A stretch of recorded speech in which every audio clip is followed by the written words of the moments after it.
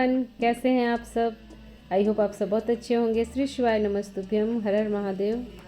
मैं आज आ गई हूँ अपने एक नए व्लॉग के साथ और यहाँ पे मेरी व्लॉग की शुरुआत सुबह से हो रही है। और यहाँ मैं आ गई हूँ किचन में, क्योंकि सुबह से उठने के साथ ही हमारा काम जो है वो शुरू हो जाता है किचन में आने का। और सबसे पहले शुरुआत हमारी किचन से ही होती है। तो यहाँ पे मैं बना रही हूँ ब्रेकफास्ट और साथ में लंच।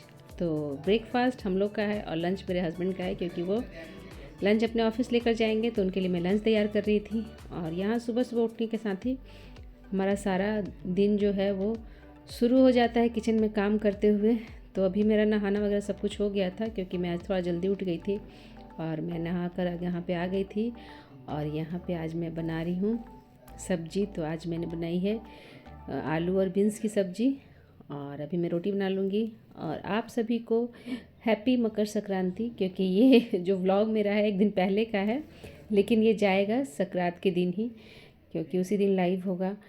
तो इसीलिए मैं आप सबको पहले ही एडवांस में ही हैप्पी मकर संक्रांति बोल दे रही हूँ। और आप सभी को ये इसकी ढेर सारी शुभकामनाएँ। हमारे साल का ये पहला पर्व है और इसके साथ ही हमारे सनातन धर्म में सभी शुभ कार्य शुरू हो जाते हैं करने, शादी ब्याह मुंडन वगैरह। क्योंकि एक महीने से ये सब नहीं होता है। जब खरमास चढ़ता है तो खरमास 14 दिसंबर को चढ़ता है और 14 जनवरी को उतरता है। तो कभी कभी ये 15 को भी अब होने लगा है, पहले 14 को ही होता था, लेकिन इस बार हमारे बिहार में 15 को था। संक्रांत हम लोग 15 को मनाए हैं। और अभी इसमें देखिए मैं अपने हस्बैंड का लंच पैक कर रही हूँ।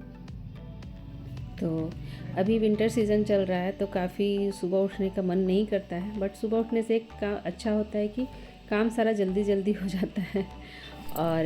और हम बहुएं हैं या बेटी हुए हैं या पत्नी कुछ भी हैं, अपने फ़र्ज़ को अच्छे से निभाते हैं।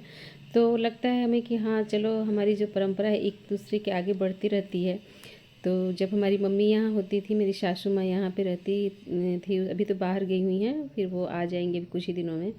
आप लोग अभी देख भी नहीं रहे होंगे मेरे व्लॉग में। वैसे मैं ज़्यादा व्लॉग डालती नहीं हूँ, लेकिन फिर भी जितना डालती हूँ उसमें मम्मी नहीं दिखाई दे रही होंगी आप लोग को, क्योंकि अभी मम्मी यहाँ पे है नहीं। तो मुझे अभी बहुत कुछ करना है और ये इस बार मुझे सब कुछ अकेले ही करना है। तो होता है ना कि वैसे करती तो मैं ही थी, लेकिन जब मम्मी होती हैं तो हर चीज़ पूछ पूछ के करते हैं हम लोग, तो थोड़ा सा अच्छा लगता है और लगता है कि चलो कोई चीज़ गलत नहीं होगा। तो यहाँ पे देखिए मेरे हस्बैंड का लंच पैक हो चुका है और मैं बनाई थी आंवले का च्यवनप्राश। तो इसकी मैं रेसिपी आप लोग से साथ शेयर नहीं की हूँ, क्योंकि बहुत जल्दी जल्दी में था तो मैं नहीं शूट कर पाई, क्योंकि थोड़ा शूट करने में टाइम लगता है। और उसके बाद मैं आ गई थी देखिए यहाँ बेडरूम में। और यहाँ पे मैं सारे कपड़े को ठीक करी, क्योंकि जब ये लोग ऑफिस चले जाते हैं और बच्चे चले जाते हैं स्कूल, तो उसके बाद काम काफ़ी बढ़ जाता है। लेकिन अभी बच्चों की ऑनलाइन क्लासेस चल रहे हैं, तो वो लोग भी घर में ही हैं। तो मैं इन लोग को लंच वगैरह देकर हस्बैंड चले गए हैं, तो मैं आगे फिर रूम ठीक करने के लिए। और आप लोग का विंटर सीज़न में रूटीन कैसा होता है कमेंट करके ज़रूर बताइएगा, क्योंकि हमारा तो इसी तरीके का रूटीन होता है।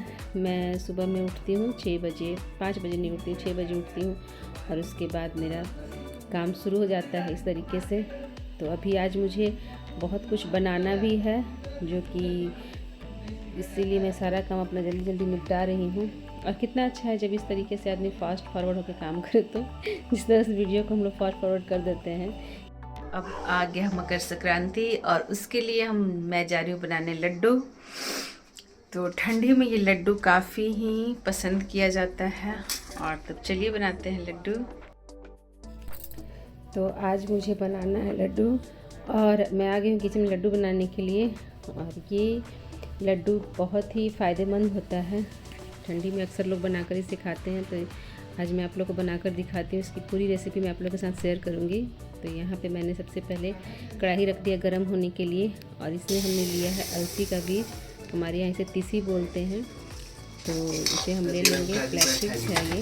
और इसके बाद इसे सूखा ही, बिना किसी तेल वगैरह का, इसे हम सूखा ही इसे भून लेंगे। और जब उसमें इस तरीके से तड़कने की आवाज़ आने लगेगी, तब ये लगता है कि भुन गया। हमें बहुत तेज़ आंच पे भी इसे नहीं भूनना है, ना ही बहुत स्लो पे, मीडियम फ्लेम पे इसे हम भुनेंगे, ताकि ये अच्छे से भुन जाए। क्योंकि ज़्यादा ही अगर ये भुन गया तो ये उसमें से कड़वा टेस्ट आने लगता है, और अगर कम भी भुना तो ये फिर अच्छा नहीं होता है, इसलिए इसको देखना पड़ता है सही से कि भुना है कि नहीं। तो देखिए बिल्कुल भुन चुका है और अब इसे हम निकाल देंगे प्लेट में।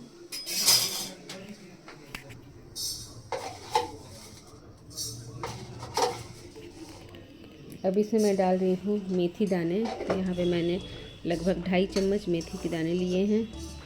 और फिर इसमें अब हम डालेंगे सौंफ। तो यहाँ पे सौंफ मैंने 2 बड़े चम्मच डाले हैं और इन दोनों को भी हम अच्छे से भून लेंगे। तो देखिए यहाँ पे दोनों बहुत अच्छा, ये जब भूनता है तो बहुत अच्छी सी खुशबू आने लगती है। फिर इसमें मैंने डाला है सेसमे सीड, वाइट उजला तिल जो होता है, वाइट वाला तिल, तो इसको मैंने डाल के इसे भून लिया है। और अब यहाँ पे बादाम को मैं घी में भून लूँगी। तो मैंने यहाँ पे थोड़े से बादाम और काजू लिए हैं और उनको दोनों को हम अच्छे से डाल के भून लेंगे। और यहाँ पे मैंने मखाने को भी ड्राई रोस्ट कर लिया है। तो देखिए सारी चीज़ें भुन चुकी हैं।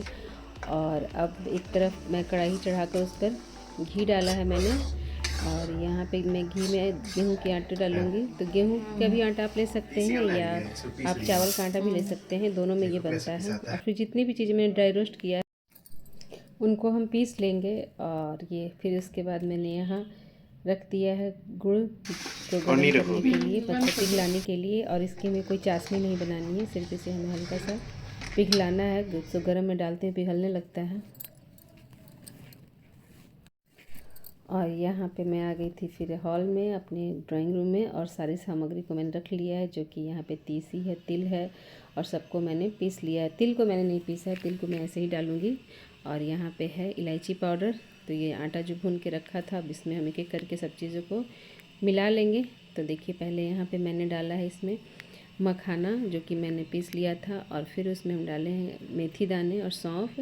फिर थोड़ा सा इसमें हम डालेंगे इलायची पाउडर, और फिर इसमें हम डाल देंगे तीसी पाउडर।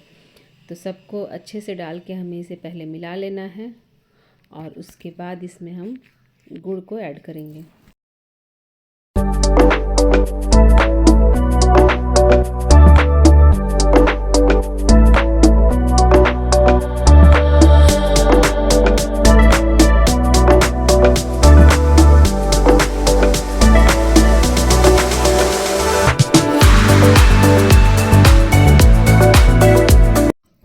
और ये लड्डू मैं पहली बार अकेले बना रही थी, क्योंकि पिछली बार जब बनाए थे हम लोग तो मम्मी थी साथ में, और वो बता रही थी कि इसमें कैसे क्या डालना है।